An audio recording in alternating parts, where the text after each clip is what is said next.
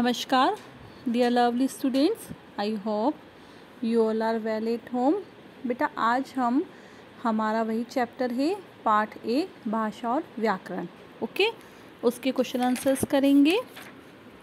Last class में हमने chapter समझा था। मैंने आपको भाषा के जो कौशल है उनके बारे में बताया था, भाषा के प्रकारों के बारे में बताया था, रूप के बारे में, ओके। हम अपने विचार बोलकर और लिखकर बता सकते हैं। हम दूसरों के विचार सुनकर और पढ़कर समझ सकते हैं।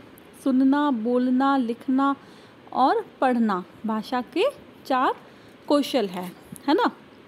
ये सारी चीज़ें हमने हमारी क्लास में पढ़ी थी और मैंने आपको भाषा की कुछ लिपियाँ भी बताई थी, जैसे कि हिंदी की देवनागरी, उर्दू की अरबी, संस्कृत की देवनागरी, अंग्रेजी की रोमन, पंजाबी की गुरुमुखी, ओके। इसके अलावा हमने बुक का क्वेश्चन नंबर 5, 7 ये भी कर लिया था। आज मैं आपको क्वेश्चन नंबर 1 करवा रही हूँ, ओके। क्वेश्चन नंबर 1 का क है, हमें व्याकरण की आवश्यकता क्यों होती है, ओके। तो आंसर है इसका, किसी भी भाषा को शुद्ध रूप से लिखने, पढ़ने तथा बोलने का ज्ञान प्राप्त करने के लिए हमें व्याकरण की आवश्यकता पड़ती है, ओके। किसी भी भाषा को शुद्ध रूप से लिखने, पढ़ने तथा बोलने का ज्ञान प्राप्त करने के लिए हमें किसकी आवश्यकता पड़ती है? यस, व्याकरण की, ओके। यस, नेक्स्ट क्वेश्चन है हमारा ख। इसी का ख, भाषा और व्याकरण का क्या संबंध है, ओके। तो आंसर है इसका उत्तर, भाषा और व्याकरण का संबंध बड़ा गहरा होता है। व्याकरण ही भाषा की व्यवस्था मतलब कि शुद्ध स्वरूप को बनाए रखता है। व्याकरण में भाषा के लिखित और मौखिक दोनों रूपों का अध्ययन किया जाता है, ओके। दोनों रूपों का अध्ययन करते हैं।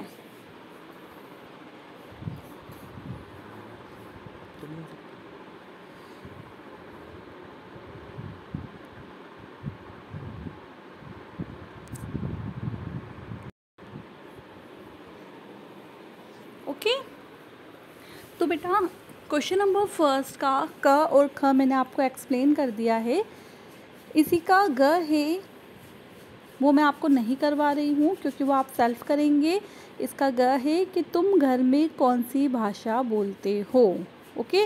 इसमें आप सबको बताना है कि आप कौन सी भाषा बोलते हो, ओके। और तुम कितनी भाषाएं जानते हो, ये भी आपको ही पता है कि आप सब कितनी भाषा जानते हो। और इसी का नेक्स्ट क्वेश्चन है, तुम्हें जो जो भाषा आती है उस भाषा में अपना नाम लिखो, ओके। ये भी आपको सेल्फ करना है, बट ये आपको अपनी नोटबुक में नहीं करना है। बट ये 3 क्वेश्चंस ऐसे हैं जो आपको आते हैं और आपको आने चाहिए, चाहे वो आपसे कोई मौखिक में पूछे चाहे कोई लिखित में पूछे, ओके। तो हम कंटिन्यूशन में चलेंगे। इसी के आगे हम क्वेश्चन नंबर 2 पे चलेंगे। क्वेश्चन नंबर 2 है हमारा, भाषा के कौन से 4 कौशल है, उदाहरण देकर बताइए, ओके। तो आंसर है इसका, सुनना, बोलना, पढ़ना और लिखना। यह भाषा के 4 कौशल है, ओके। कौन कौन से हैं? सुनना, बोलना, पढ़ना और लिखना, ठीक है। ये तो चारों कौशल हो गए। अब हम इसके उदाहरण देखेंगे। इसमें सुनना का उदाहरण है टेलीफोन पर बात सुनना, ठीक है। बोलना का उदाहरण है टेलीफोन पर जवाब देना। फिर पढ़ना का उदाहरण है समाचार पत्र पढ़ना। और नेक्स्ट है लिखना, इसका उदाहरण है पत्र लिखना। ठीक है, ये चारों जो क्वेश्चन है उनके चारों उदाहरण हो गए। ओके, नेक्स्ट क्वेश्चन है क्वेश्चन नंबर 3। मनुष्य को भाषा की आवश्यकता क्यों पड़ी? ओके, पता है सबको क्यों पड़ी? अभी भी पढ़ रही है ना? बिना भाषा के तो हम कुछ भी नहीं बोल सकते, कुछ भी नहीं समझ सकते।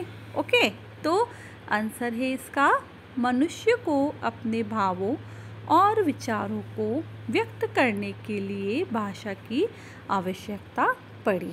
ओके, जब तक भाषा नहीं होगी तो न हम अपने भाव दूसरों को बता पाएंगे, न हम दूसरों के भाव और विचारों को समझ पाएंगे। ओके बेटा, यस। नेक्स्ट क्वेश्चन है क्वेश्चन नंबर 4।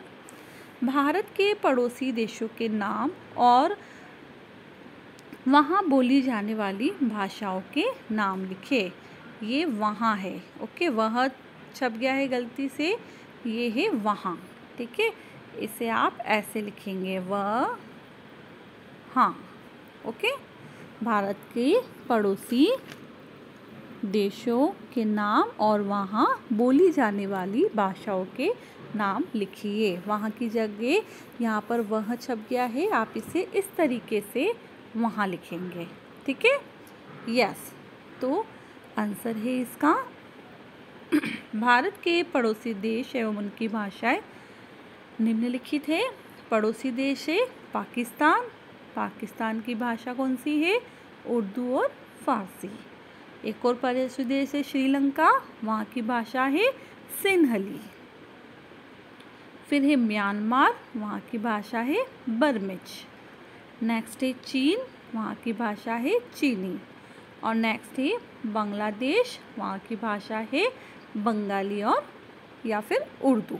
ठीक है, तो बेटा ये हमारे चारों क्वेश्चन आंसर्स हो गए। ओके, क्वेश्चन नंबर 5 मैंने आपको लास्ट क्लास में करा दिया था।